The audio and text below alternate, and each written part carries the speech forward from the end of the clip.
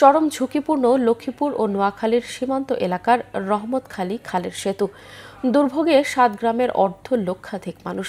জরুরি প্রয়োজনে তাদেরকে যাতায়াত করতে হচ্ছে কয়েক কিলোমিটার ঘুরে। সবচেয়ে বেশি দুর্ভোগের শিক্ষার্থী ও রোগীরা। সেতুর জন্য প্রকল্প পাশের অপেক্ষায় স্থানীয় সরকার প্রকৌশল বিভাগ। লক্ষ্মীপুর প্রতিনিধি হোসেন আহমদ শাহজাহানের তথ্য ও ছবিতে ডেস্ক রিপোর্ট। ভাঙা সেতুর মাঝখানে বাঁশের সাঁকো, ঝুঁকি নিয়ে যাতায়াত করছে হাজারো মানুষ।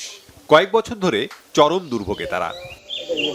2008 সালে লক্ষ্মীপুরের চন্দ্রগঞ্জ ইউনিয়নের গনিপুর গ্রামে রহমতখালী খালের ওপর লোহার স্প্যান দিয়ে ব্রিজ নির্মাণ করে স্থানীয় সরকার প্রকৌশল বিভাগ।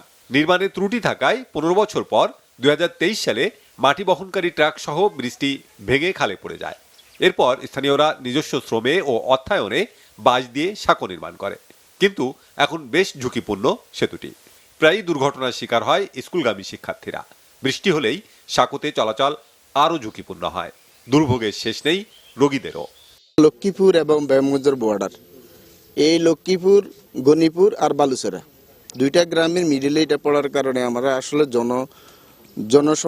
জনগণের একটু বিভ্রান্ত হইতেছে এটা ভাঙ্গার কারণে, এই পোলটা ভাঙ্গার কারণে। রাতে দিনে 24 ঘন্টায় 20-25 হাজার লোকের আপ ডাউন হয়। আমাদের এই পোলটা যেন নতুন করে করা হয়। ছেলে মেয়ে যখন আপ ডাউন করে অনেক ছেলে মেয়ে নিচেও পড়ে গেছে, যার জন্য বিশেষ জনদুর্ভোগ। এবং এইখান থেকে 3 থেকে 4 কিলোমিটার স্বর্ণগঞ্জ পশ্চিম বাজার, এখান থেকে অনেক লোকজন বাজার করতে যায় এবং এই পোলটা না ভাঙার কারণে অনেক সমস্যা সৃষ্টি হয়েছে। যাতায়াত করতে খুবই অসুবিধা হইতেছে। সাধারণ মানুষ চলাফেরা করতে পারছে না, ছোট বাচ্চারা চলাফেরা করতে পারছে না। বিগত 2 বছর যাবত এই অবস্থা পড়ে গেছে, কিন্তু কেউ কোনো উদ্যোগ গ্রহণ করেন। এখন ডিসির কাছে আমাদের আকুল আবেদন যে এই বৃষ্টি যত দ্রুত নির্মাণ করা সম্ভব হয়। প্রতিদিন আমরা যখন স্কুলে যাই তখন সঠিক সময়ে আমরা স্কুলের ক্লাসগুলো পৌঁছাতে পারি না। একটু বৃষ্টি হলে কিন্তু সাঁকোগুলোর অবস্থা অনেক খারাপ হয়ে যায়। ভয় ভাই এখানে নিচে পড়ে গেলে তো আমরা উঠতেই পাইতেন, ওখানে তো মৃত্যু হয়ে যাইব।